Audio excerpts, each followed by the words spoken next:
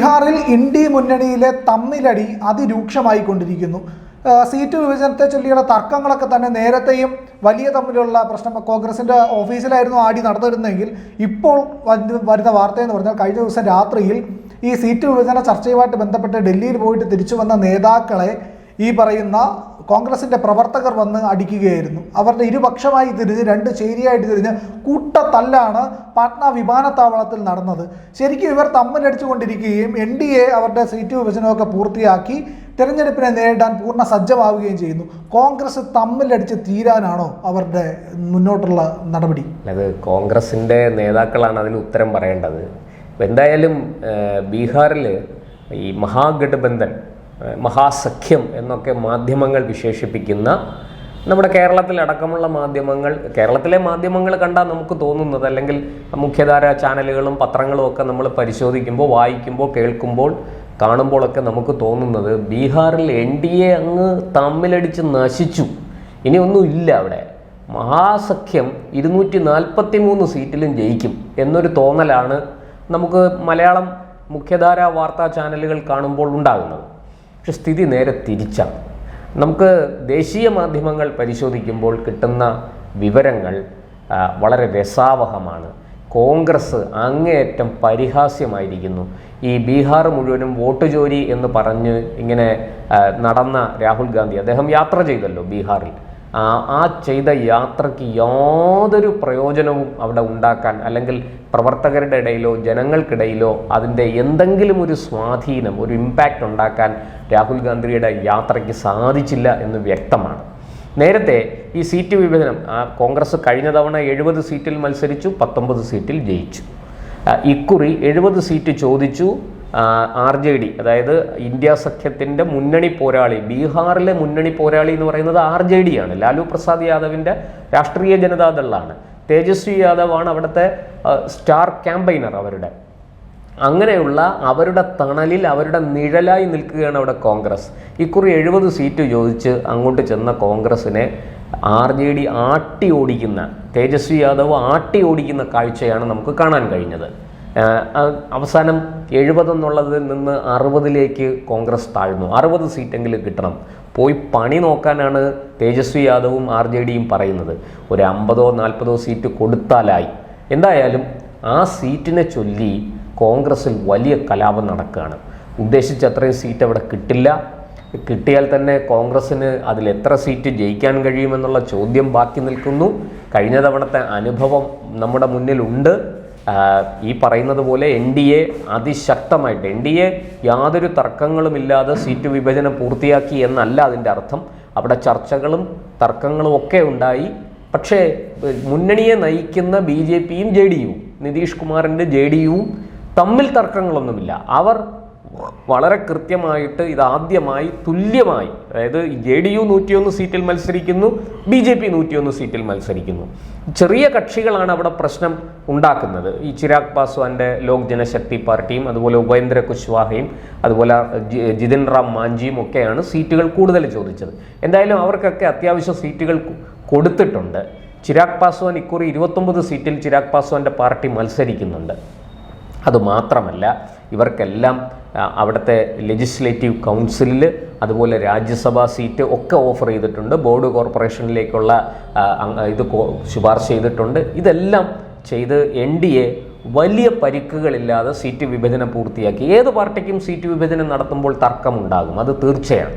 പക്ഷേ NDA വലിയ കുഴപ്പങ്ങളൊന്നുമില്ലാതെ മുന്നോട്ട് പോവുകയാണ്. എന്നാൽ കേരളത്തിലെ മാപ്രകൾ പറയുന്നതനുസരിച്ച് NDAയിലാണ് തമ്മിലടി രൂക്ഷം. വാസ്തവത്തിൽ എന്താണ് സംഭവിക്കുന്നത്? ഇന്നലെ ഈ ഡൽഹിയിൽ പോയി AICC നേതാക്കളുമായിട്ട് ചർച്ച നടത്തി തിരിച്ചെത്തിയ ബീഹാർ PCC അധ്യക്ഷൻ രാജേഷ് റാം, അതുപോലെ തന്നെ അവിടെയുള്ള മറ്റൊരു പ്രധാനപ്പെട്ട നേതാവാണ് ഈ കൃഷ്ണ അല്ലാവരു. അദ്ദേഹം AICCയുടെ ജനറൽ സെക്രട്ടറി കൂടിയാണ്. ഈ കൃഷ്ണ അല്ലാവരുവും രാജേഷ് റാമും തിരിച്ച് പാറ്റ്നയിലെ വിമാനത്താവളത്തിലെത്തിയപ്പോൾ അവിടെ അവരെ സ്വീകരിച്ചത് കോൺഗ്രസ് അണികൾ നല്ല ഒന്നാം തരം പൂശ് കൊടുത്തിട്ടാണ്.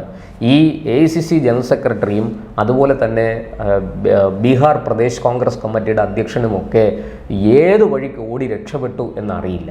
വലിയ രീതിയിലുള്ള ആർക്കൊക്കെ പരിക്കേറ്റു എന്നുള്ള വിവരം പോലും പുറത്തു വന്നിട്ടില്ല. അതെല്ലാം സമർത്ഥമായിട്ട് മറച്ചിരിക്കുകയാണ്. ഈ വിക്രം എന്ന് പറയുന്ന ഒരു സീറ്റ്, ഒരു മണ്ഡലമുണ്ട്. ആ മണ്ഡലത്തിലെ സീറ്റിനെ ചൊല്ലിയാണ് ഈ പ്രശ്നം തുടങ്ങിയത് എന്നാണ് പുറത്തു വരുന്ന വിവരങ്ങൾ. എന്തായാലും ഈ മൊത്തത്തിൽ ബീഹാറിലെ കോൺഗ്രസിനുള്ളിലെ, അതായത് ഞാൻ പറയുന്നത് ഇന്ത്യ സഖ്യത്തിൻ്റെ കാര്യവുമല്ല, ഇന്ത്യ സഖ്യത്തിലെ ഒരു കക്ഷിയായ കോൺഗ്രസിൻ്റെ ഉള്ളിൽ സീറ്റ് വിഭജനത്തെ ചൊല്ലി വലിയ കലഹം നടക്കുകയാണ്, വലിയ അടി നടക്കുകയാണ്. അതുപോലും പരിഹരിക്കാൻ പറ്റാത്തവരാണ് ഇന്ത്യ സഖ്യത്തിനകത്തെ സീറ്റ് വിഭജനത്തെക്കുറിച്ച് ഇപ്പോൾ ചർച്ച നടത്താനിരിക്കുന്നത്. ഇന്ത്യ സഖ്യത്തിനുള്ളിൽ സ്വന്തം പാളയത്തിലെ പ്രശ്നങ്ങൾ പരിഹരിക്കാൻ കഴിയാത്തവരാണ് മുന്നണിക്കുള്ളിലെ പ്രശ്നങ്ങൾ പരിഹരിക്കാൻ വരുന്നത്. എന്തായാലും ഒരു കാര്യം സത്യമാണ്, ബീഹാറിൽ ഈ ഇന്ന് പ്രതിപക്ഷ സ്ഥാനത്തിരിക്കുന്ന ഈ ഇന്ത്യ മുന്നണി വലിയ പ്രതിസന്ധിയിലാണ്, വലിയ വെല്ലുവിളിയാണ് അവർ നേരിടുന്നത്. അവർക്ക് കൃത്യമായിട്ട് BJPയെ സംബന്ധിച്ചിടത്തോളം ഇപ്പോൾ NDA മുന്നണി വളരെ കൃത്യമായിട്ട് സീറ്റ് ധാരണയാക്കി. ഇനി ആരൊക്കെ മത്സരിക്കും, അത് സ്വാഭാവികമായിട്ടും അങ്ങനെ മത്സരത്തിന് ആൾക്കാരുടെ പേരുകൾ വരുമ്പോഴും തർക്കമുണ്ടാകും. ഇത് BJP ആകട്ടെ ഈ പറയുന്നത് പോലെ 1ാം ഘട്ടം, 2ാം ഘട്ടം, 3ാം ഘട്ട സ്ഥാനാർത്ഥി പ്രഖ്യാപനം വരെ അവർ പൂർത്തിയാക്കി. അവിടെയും തർക്കങ്ങളൊക്കെ ഉണ്ട്, തർക്കങ്ങളൊന്നും ഇല്ലെന്നല്ല, അത് സ്വാഭാവികമാണ്. ഏത് ഒരു ജനാധിപത്യ സംവിധാനത്തിൽ രാഷ്ട്രീയ പാർട്ടി സീറ്റ് വിവരം പ്രഖ്യാപിക്കുമ്പോൾ സീറ്റ് കിട്ടാത്തവർ പ്രതിഷേധിക്കും. സീറ്റ് കിട്ടുമെന്ന് കരുതിയിരുന്നവർ തീർച്ചയായിട്ടും നിരാശരായി ഈ നേതൃത്വത്തിൻ്റെ തീരുമാനത്തിനെതിരെ രംഗത്ത് വരും. ഇതൊക്കെ ജനാധിപത്യത്തിൽ സർവ്വസാധാരണമാണ്, നമ്മളിതിന് മുമ്പും കണ്ടിട്ടുണ്ട്. നരേന്ദ്രമോദി 2013 പാർലമെന്ററി പാർട്ടി ചെയർമാനായിട്ട് രംഗത്ത് വന്നപ്പോൾ വലിയ രീതിയിൽ പ്രതിഷേധമുയർന്നു ഡൽഹിയിലൊക്കെ. LK അദ്വാനി തന്നെ ആദ്യത്തെ വെടി പൊട്ടിച്ചു. പിന്നീട് അദ്ദേഹത്തെ പാർട്ടി നേതാക്കളെല്ലാം പോയി കണ്ട് സംസാരിച്ച് ഒരു സമവായത്തിലെത്തിക്കുകയായിരുന്നു. അതൊക്കെ എല്ലായിടത്തും സർവ്വസാധാരണമാണ്. BJP ഒരു ഫാസിസ്റ്റ് പാർട്ടിയാണെന്ന് പറയുന്നവർ ഈ ജനാധിപത്യ കാഴ്ച കാണുന്നില്ല എന്നുള്ളതാണ് സത്യം.